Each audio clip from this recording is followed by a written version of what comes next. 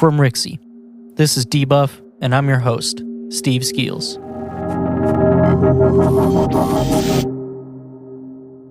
Today, I'll be talking about Metacritic Scores, the Dualsense Controller, and a Bloodborne demake called Yarntown. So Metacritic is now making users wait 36 hours after a game's release before putting in review scores. I don't know how much it's going to help, but I like this idea. I talked about this when The Last of Us Part 2 came out, but it was review bombed pretty heavily on Metacritic within the first day of its release. It still has a 5.5 user score, and whether or not you agree with that, it's unfortunate that it took so much heat that quickly. Even if you look at the scores now, you can see that there are some ranging between 1 and 9, but it feels like the overwhelming majority of the scores are either 0s or 10s. I personally don't agree with either a 0 or a 10, but everyone is entitled to their own opinion, of course. The issue is people review games without playing them, and pretty much only to give bad scores. You can go see now that there are many bad reviews put in on the first day of release. Sure, some of these people may have gotten it early, but the fact that this many people can go in and tear up a game that they have not played through is pretty upsetting.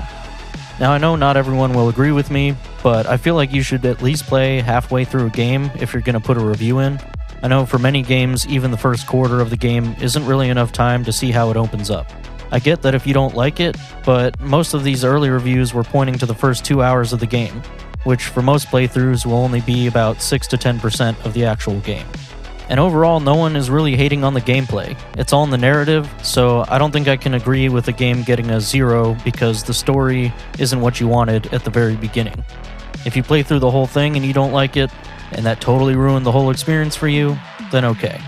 Well, due to all this, Metacritic's implementing this new 36-hour waiting period, and it's just an attempt to try to temper these kinds of reviews. I don't think that this will totally fix the issue, as I know many will just wait until it's open to put in their bad review, but there will be a percentage of people who for sure just stop worrying about it a day later.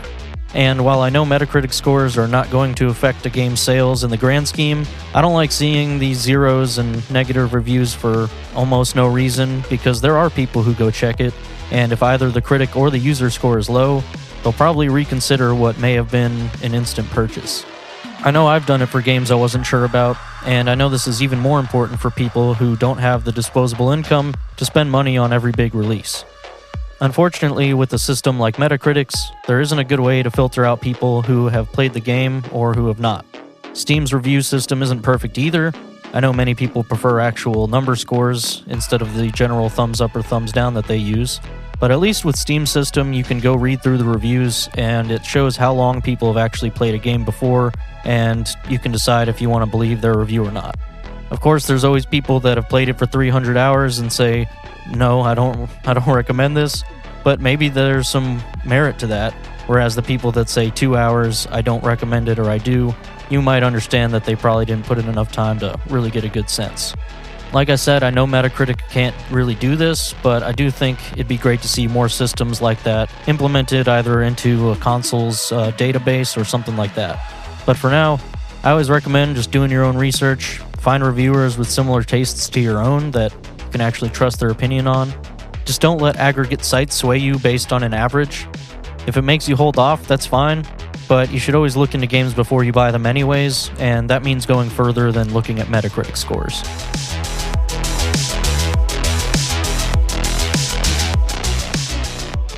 As part of the Summer Game Fest, Jeff Keighley got to go hands-on with the PlayStation 5 and the Dualsense Controller. While it was a fairly short hands-on demo, this was a pretty big deal as he's pretty much the first person outside of the company or developers that have gotten their hands on it and actually been able to check it out and share what they've thought about it. During the video, he tried a demo version of the game Astro's Playroom, which is a platformer that's going to be pre-installed on every PS5.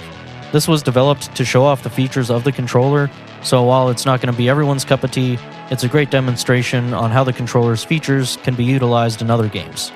If you haven't seen anything on the controller yet, it's of course very similar to the DualShock 4. It's got gyro controls, touchpad, light bar, and the speaker all there. But the additions to the controller are a built-in microphone, haptic feedback, and adaptive triggers. I believe when the microphone addition was first announced, a lot of people were worried that It's basically going to be used as a way to communicate without a headset, and you'd have poor quality audio of people yelling at them in online games. But what's cool is that this can also be used as a mic similar to the one in like the Nintendo DS. In Astro's Playroom, this is demonstrated by blowing into the mic to spin a pinwheel fan. The haptic feedback and adaptive triggers, on the other hand, are of course a lot harder to describe without actually getting your own hands on it, but Jeff Keighley noted multiple times that the haptic feedback allowed you to feel various sensations in the game. There's different feelings when moving on sand or ice as opposed to a basic hard floor. The triggers, as PlayStation has previously stated, will provide resistance as you push down on them depending on what you're doing in the game. For instance, in this demo there is a frog suit with springs that allow it to jump. Jeff Keighley said that you can feel the tension in the triggers as you pull down on them to jump around. Other notes he made were that the controller feels like it has more weight, but in a good way, feels a bit sturdier, and that the built-in speaker sounds like it might have more range than what the DualShock 4 had, which I personally felt sounded tinny even in its basic uses. I think this all sounds pretty interesting to me. I'm assuming, like the touchpad, most games, especially multi-platform games, probably won't actually do much with them, but I am excited to see how the games that do use these features will implement them into their game design. It sounds like it could make games more immersive if actually used properly. Now, I don't want to be blowing into my controller all the time, but I can see games using the mic for voice commands, and I can already guess the haptics will be similar to HD Rumble in Nintendo's Joy-Con, which I think is pretty amazing when used well. The one thing I'm still curious about are the adaptive triggers, as I could see that being a bit odd depending on how the resistance feels. But either way, I can't wait to get my own hands on this thing, and I'm excited for the PlayStation 5 to come out later this year. I'm hoping that many of the first-party games that come out with it will at least implement some of this. I can only imagine what it's going to be like to run through a forest drawing on a bow in Horizon Zero Dawn. I'm guessing that most of their games, like with the touchpad on the PS4, will require use of it in some form or another.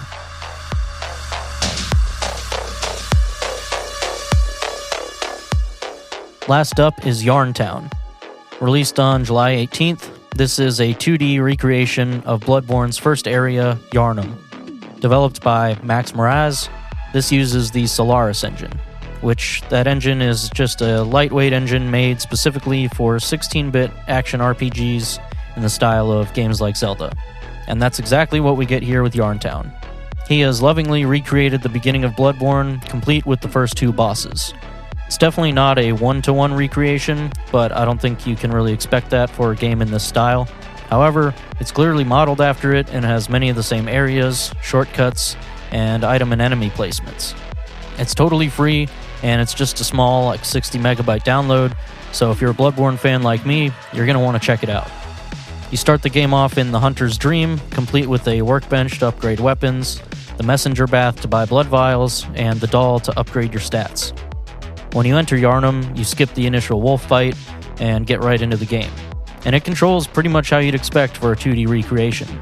You can roll around with invincibility frames, slash with your weapon, shoot with the pistol, and heal with the blood vials. Health and stamina are of course there, and it even has Bloodborne's rally mechanic, the ability to parry with the gun, and visceral attacks via backstab or parry. All in all, this is a pretty awesome game and a rather complete package for what he's described as a simple side project.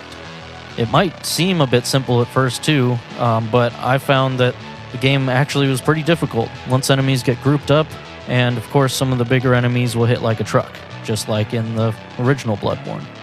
If Max Moraz does improve on this at all, I would like to see more weapons added and obviously expand into the later levels. But honestly, I'm just impressed that this was put together, and it probably takes a couple hours to beat, so it feels like a pretty decent game. I mean, there's full releases out there for, $5 to $10 that are only a couple hours long.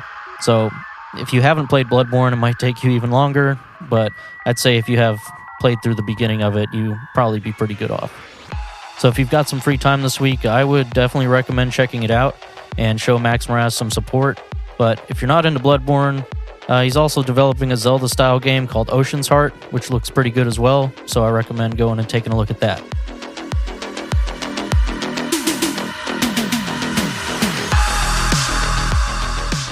Debuff is hosted by me, Steve Skeels, edited and mixed by Mason Carlton.